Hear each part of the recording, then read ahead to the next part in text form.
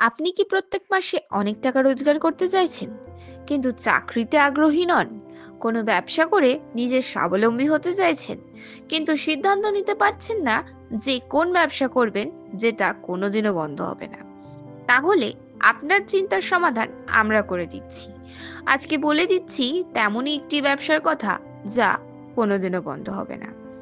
আজকে যে ব্যবসার কথা বলবো সেই উপাদানটি আমাদের জীবনের নিত্যসঙ্গী।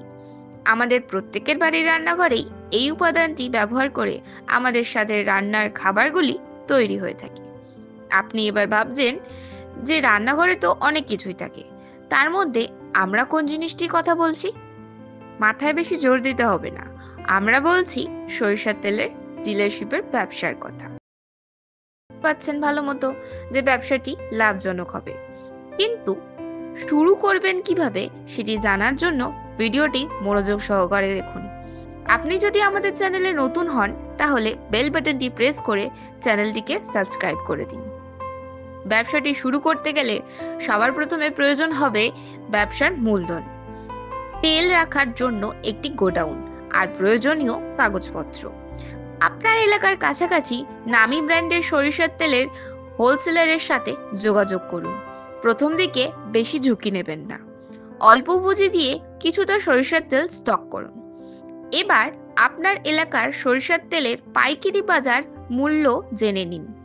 প্রথম দিকে আপনার এলাকার মুদিখানার দোকানদাররা যে দামে তেল বিক্রি করছে তার থেকে কম দামে পাইকারি ভাবে তেল বিক্রি করতে হবে আপনাকে। বাজার ধরতে গেলে কিছুদিন স্বল্প লাভে আপনাকে ব্যবসা করতে হবে।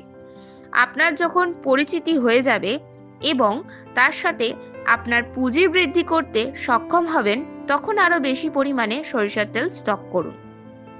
এবার ধীরে ধীরে আপনার আশেপাশের এলাকার ব্যবসার প্রচার শুরু করুন। সোশ্যাল মিডিয়ার বিজ্ঞাপন, অটো বা টোটোর প্রচার করে অন্যান্য এলাকার দোকানগুলিতে আপনার ডিলারশিপের ব্যবসার কথা তুলে ধরুন। প্রতি লিটারে 20 টাকার কাছাকাছি লাভ পাবেন।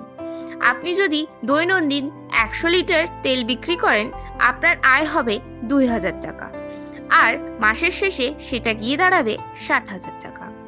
অল্প মূলধন নিয়ে শুরু করে আপনি অনেক টাকা উপার্জন করতে পারবেন এই ব্যবসার মাধ্যমে। আমাদের এই ভিডিওটি আপনার কেমন লাগলো কমেন্ট বক্সে অবশ্যই জানান।